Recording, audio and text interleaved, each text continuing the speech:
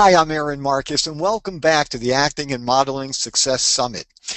We have a really special guest. His name is Stephen Nash, and let me read to you a little bit from his bio. He's a talent manager and producer, and he's located in Beverly Hills, and his clients have done everything from international print campaigns, starring on TV series, feature films, and actually, Stephen used to be an actor, still a union member. He's a coach. He was a director in New York, and he was also the former president of the Talent Managers Association. And he's also currently developing a comedic feature film called Rich Kids that you're going to be hearing a whole lot about in the near future. So, Stephen, thank you so much for being a part of the summit. Thank you. I'm very glad to be here. I've known you for a long time. It's great to visit again. Well, thank you. So, what I want to ask you first, I mean, everybody has heard of agents, everybody's heard of managers. Most people really don't have a clue as to exactly what a manager does. So, I was hoping you could kind of shed some light on that for us. Well, sure. When people ask what's the difference between a manager and an agent, the joke answer is a manager cares. But, I'm but sure that will everyone thrill all cares. the agents who are going to be part of this event. Everyone cares. That's just a joke. But um, today, most actors, particularly above a certain level, have a manager. The high-end agencies, by my experience, expect it.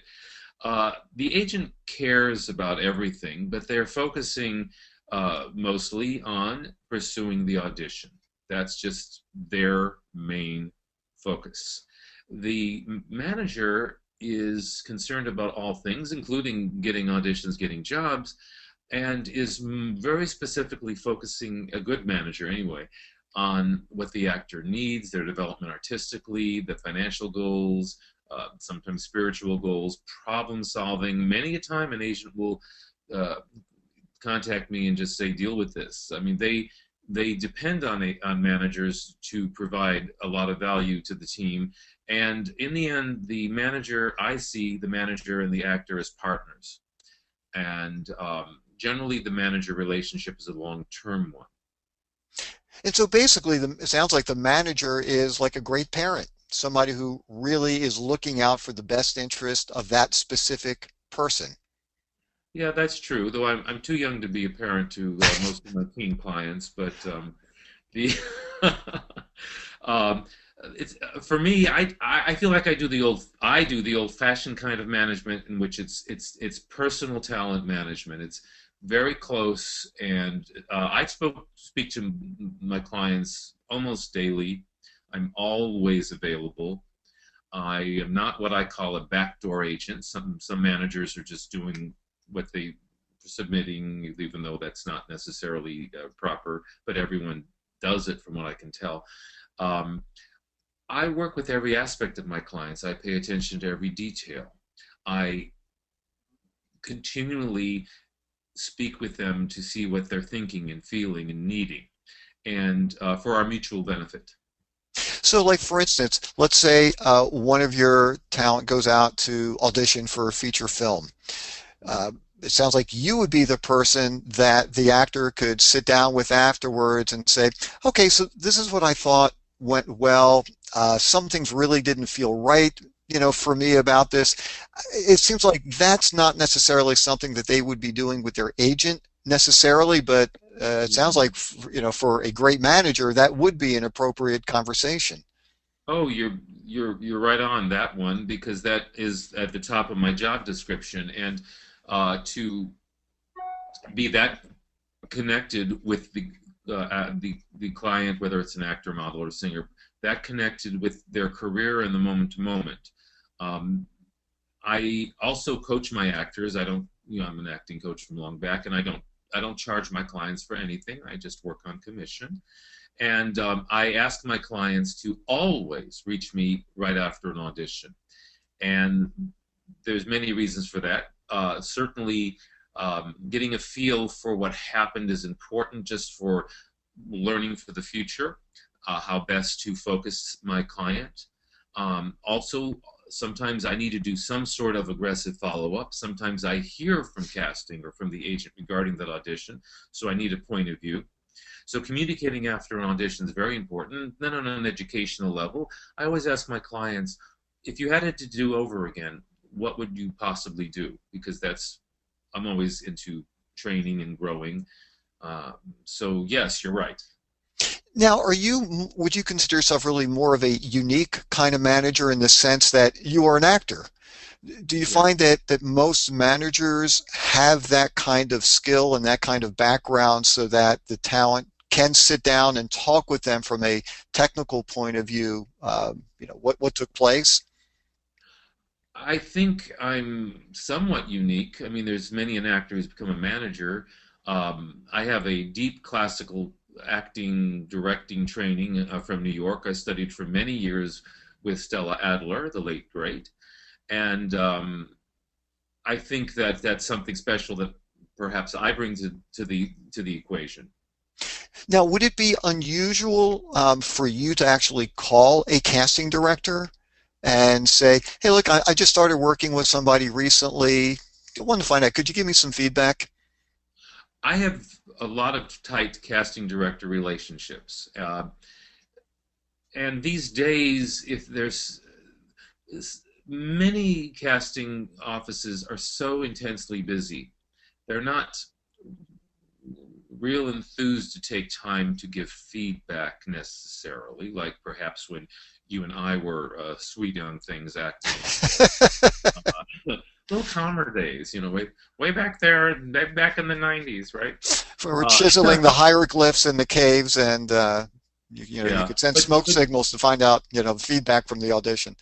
oh yeah, I'm always hungry to get feedback when I can get it. Now sometimes the feedback is the intern to the assistant to the associate to the casting director looks at the notes and says, oh, we went a different direction, which isn't quite news if you didn't get the part.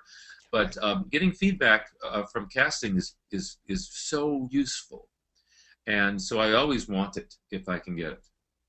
But you're saying that, like, in today's time, unless something horrific takes place, you're probably not going to hear much about it.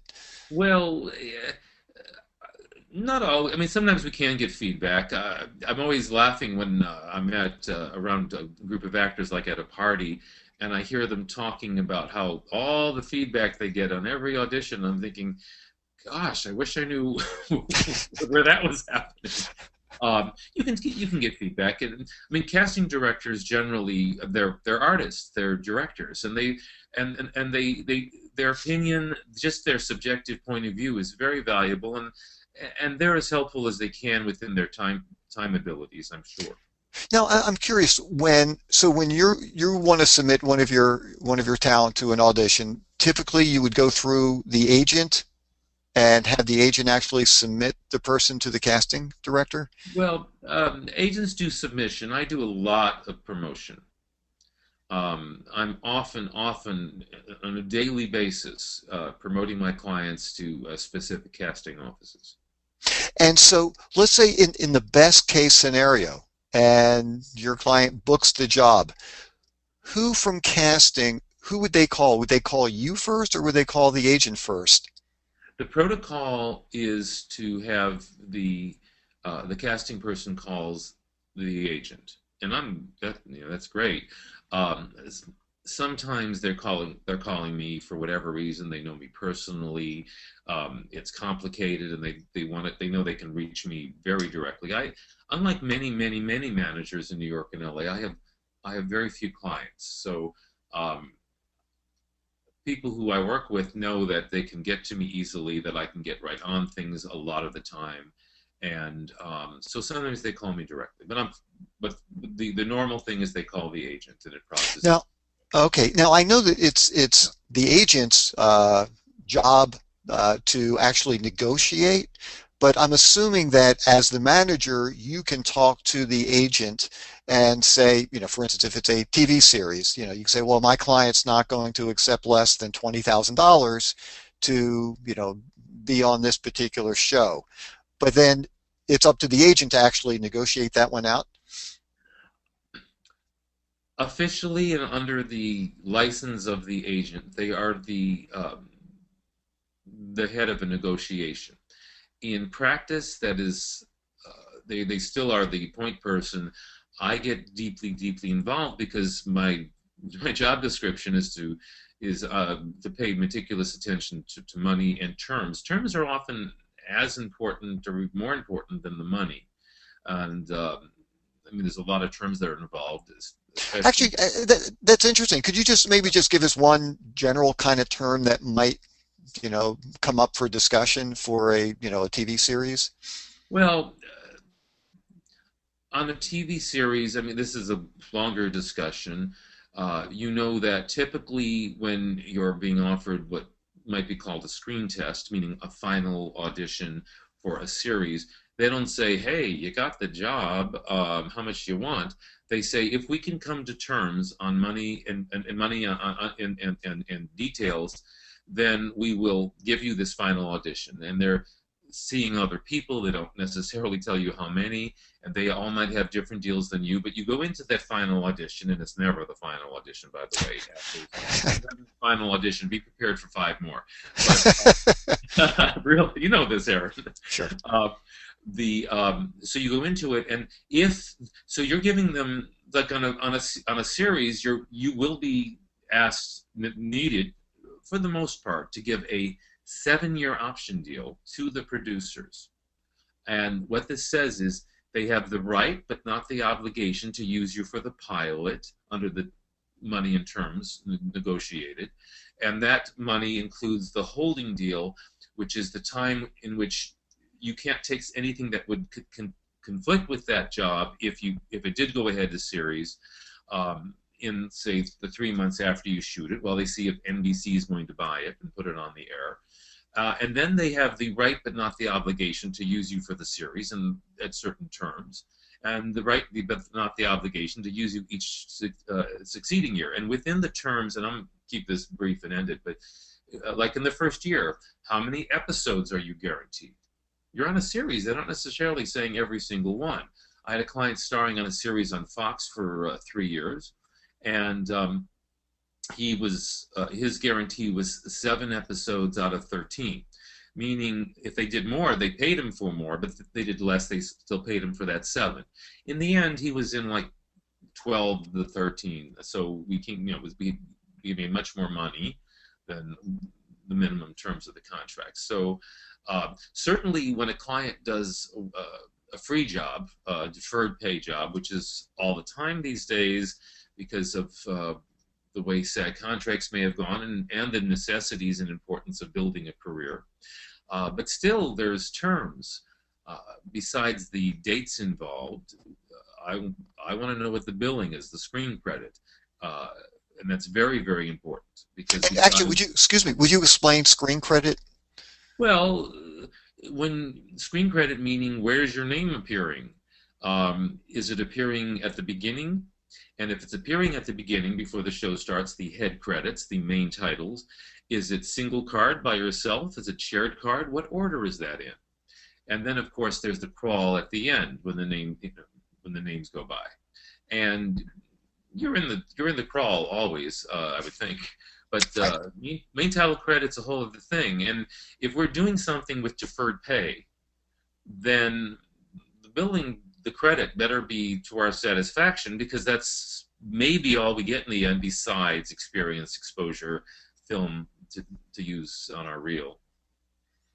And so that's why having a manager would be essential because I'm assuming typically that's not something that the agent is all that incredibly concerned about, or at least Yeah, not nearly as much as the manager is.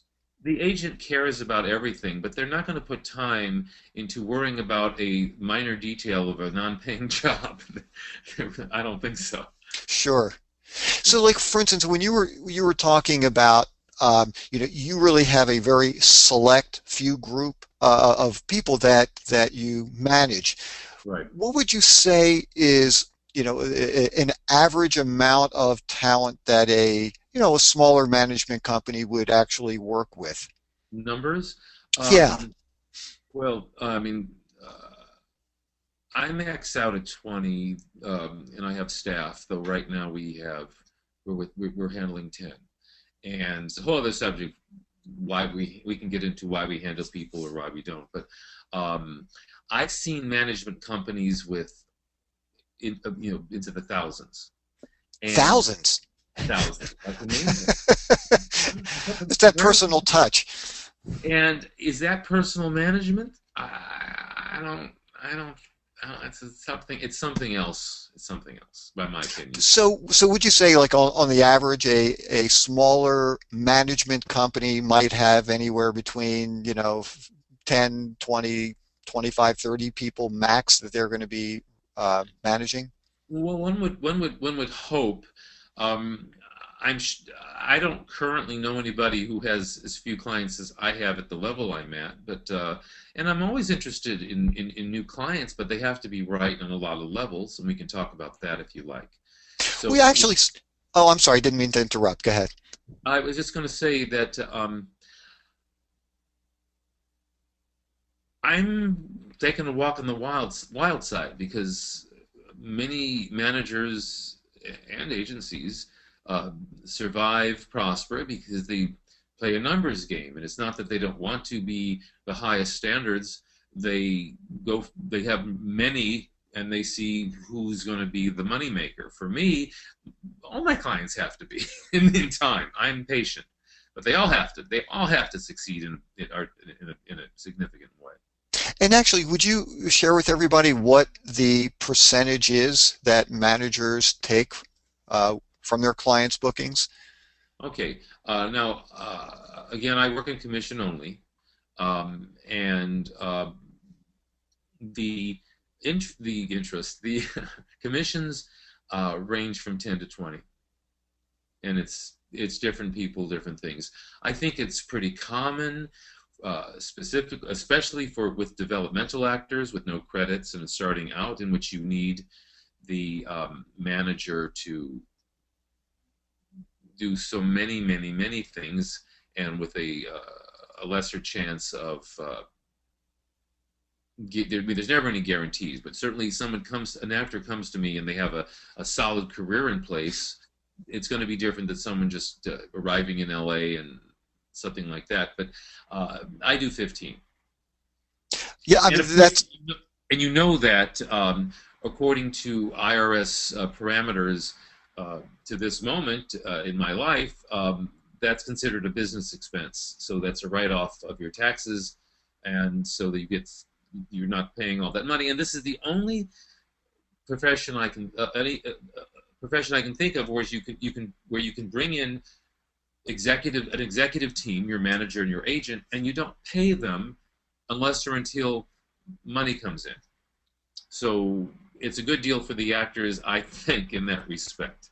and it's funny because sometimes I've spoken with actors who say, I'm paying my manager 15% because they're in the union, they're paying their agent a 10% commission fee. I mean, I'm Or for spending, print, they're paying 20 to their print agent. right, but I'm talking about for SAG actors who are getting Actually, union yeah, acting gigs, it's the 10%. And they're saying, yeah. I can't believe I've got to pay 25%, commission fee before, any of the taxes are taken out. And I guess that's one way to view it. And the way that I would view it is, hey, you're making 75% of a job that you probably never would have gotten if you didn't have representation. Oh yeah, and as my clients get into higher levels, it gets very complex in terms of what I need to pay attention to. And you think trying to break a career in would be the hardest thing, and it is at a certain level because unless you get some momentum going, some base credits, it's very hard to keep breaking through because we know that a casting director is maybe get for a little part may get 10 to 20,000 submissions. They're going to see what 20 to 200 people, Wait, and you're not exaggerating with those numbers?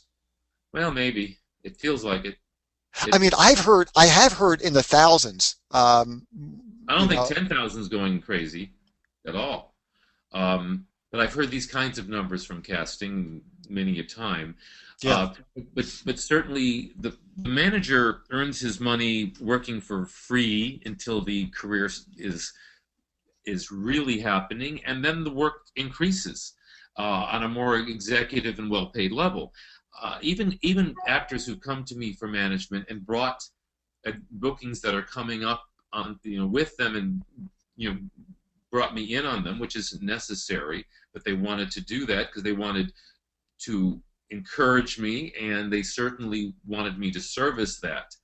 But even in that circumstance, a good manager is earning his money up and down.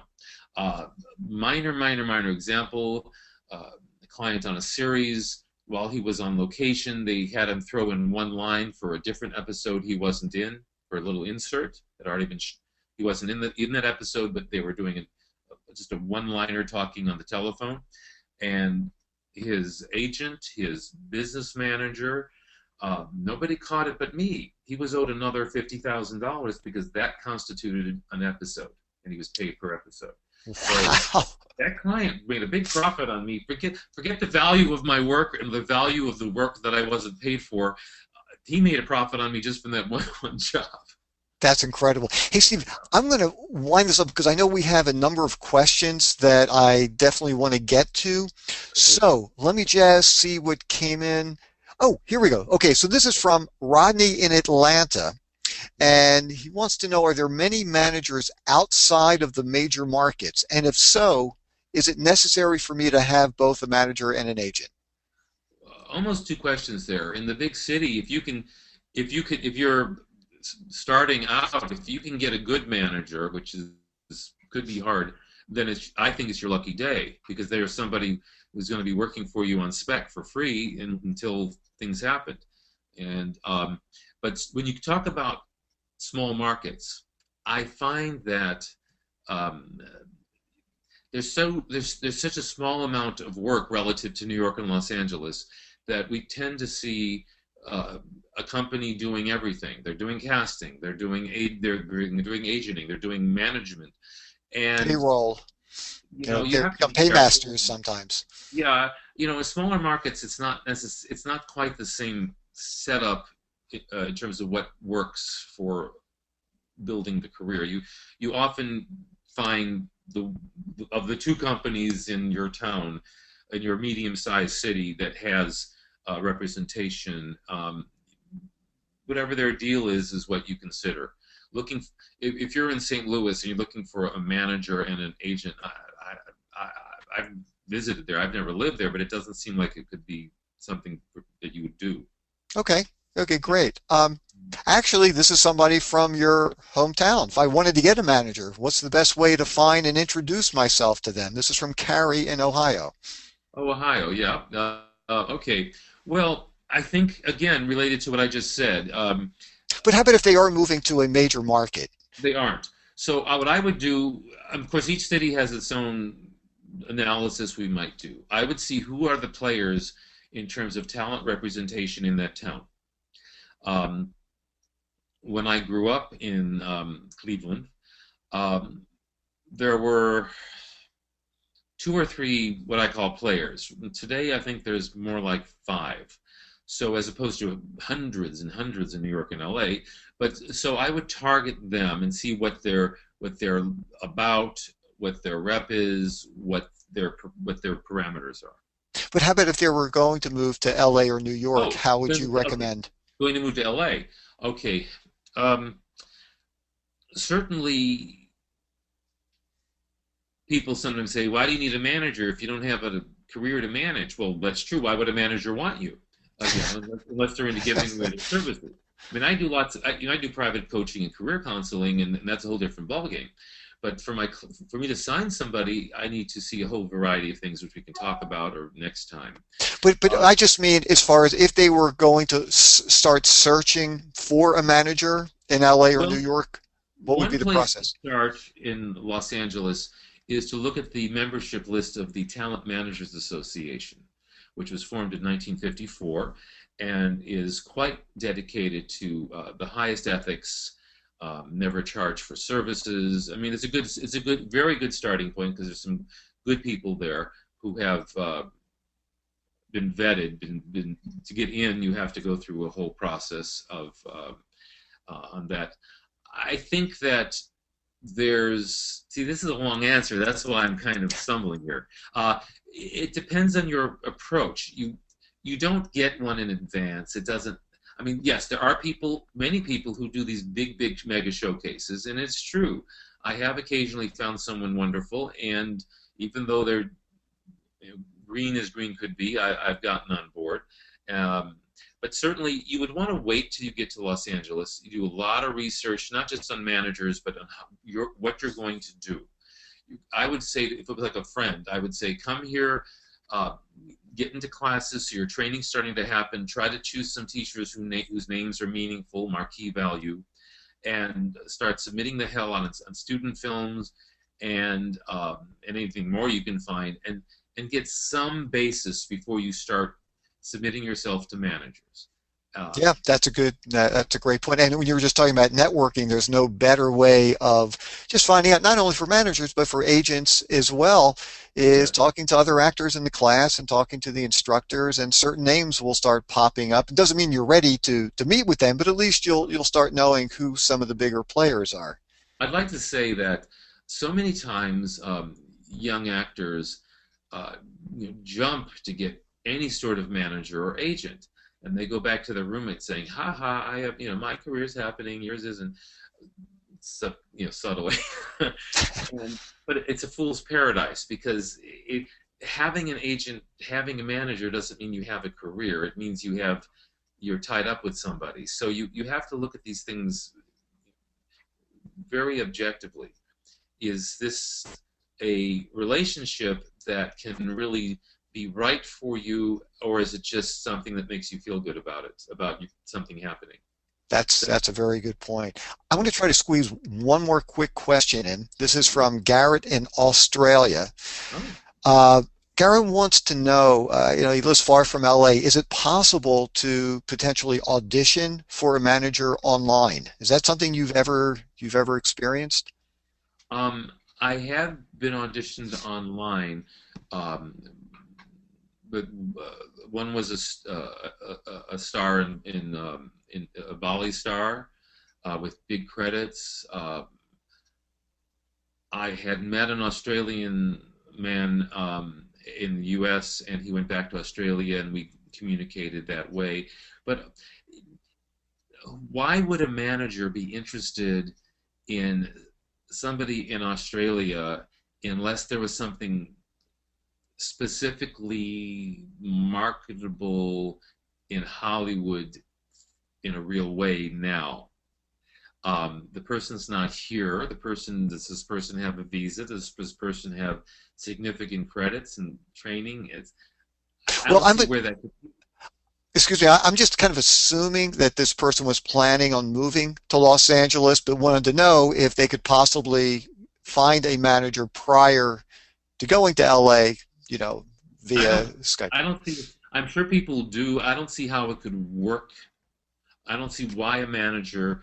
I mean, this is hard thing to say, but I don't see why this manager on Skype would go would they might say, yeah, I'll take a meeting, but see, that's not how it's done. I'm sure people do it. Anything you or I could say from years of experience, someone does the opposite and becomes a movie star. But and someone wins the lotto too. But I think submitting to managers from far away, yes, and if they want to talk to you on Skype or something, fine. But the concept of auditioning for them and someone saying, "Oh yes, I'll sign you," I don't get it unless they're just collecting lots of people or selling something. I don't Yeah, get so it. so basically, it sounds like it would be a good way to introduce themselves and then set up a meeting, and then they would come and sit down and talk with the manager, and then if they're going to move there, then you could take it from there. Yeah, that can work. I get submissions from all over the world. I actually just met with a beautiful woman, 18 to play younger, from China. That so anything's possible, but getting into a good manager can be very hard. Sure, that makes sense.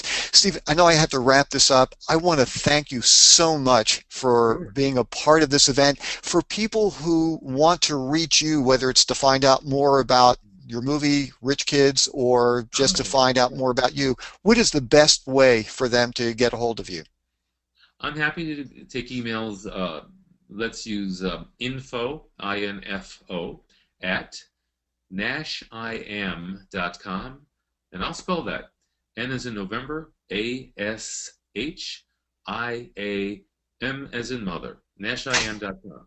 But please put in the subject line very clearly that they're contacting from this.